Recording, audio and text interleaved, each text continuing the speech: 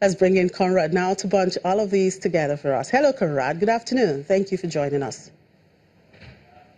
Good afternoon, Timmy, and hello to everyone in Nigeria. So tell me, what are the key issues that need to be critically examined by investors across board from the latest ECB Mario Draghi speech today?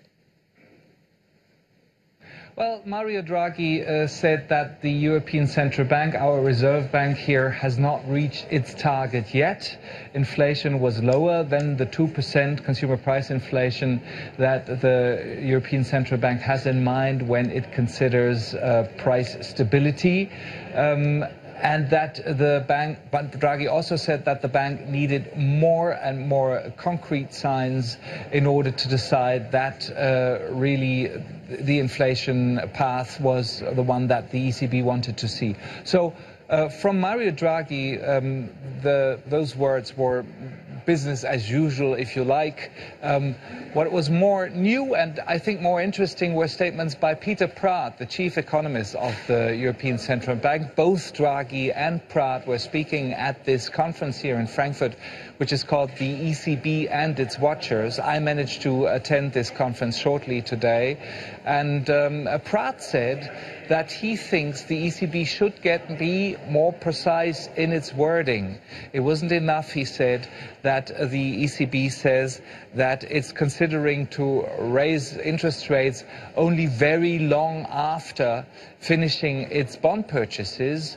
Of course, he said the closer the end of those bond purchases come, the more important it would be to be very specific about what long after means. Praet also says that at the moment he thinks the markets were expecting a rate hike in Euroland between the first and the second quarter of 2019. I think all of those statements combined indicate clearly that the ECB is trying out a communication that is bound to make the markets prepared for the big shift in monetary policy. Eventually, well, not now, but eventually we will have to get prepared for an end of the bond purchases, and eventually interest rates in the Eurozone will also rise. All right, let's look at some of the earnings coming in today from Adidas to Cathay Pacific and the insurer Prudential.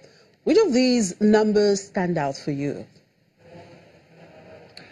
All of them stand out. Here in Germany, of course, Adidas, a company presenting very strong earnings, very strong sales growth, particularly in China, and particularly due to the retro trend that Adidas has presented its customers during the recent year.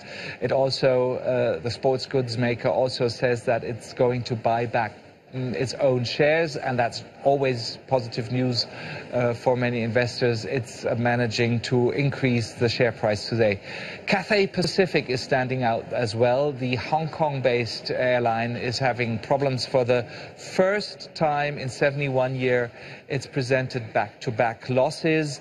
It proving that Cathay Pacific, like many other airlines, really has to deal with strong competition from low-cost carriers. Prudential, you mentioned the British insurance company, announced that here the share price is a big gainer in European trading today.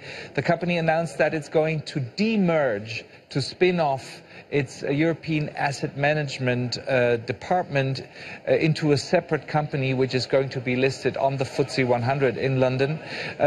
And the other part, the core part of Prudential, will in future focus on where the growth is. And Prudential is talking here about America, Asia, and about Africa, where the insurance company sees a lot of wealthy clients seeking asset management. Of course, people here are asking what it means that the spin-off will be about the European business, whether Prudential sees much less growth opportunities here in Europe, and why it is a negative statement, of course, about business opportunities here on the old continent. All right, thank you very much, Conrad. We have to leave it at this point here. There are quite a lot of issues surrounding the Brexit. I hope we'll be able to talk about that tomorrow.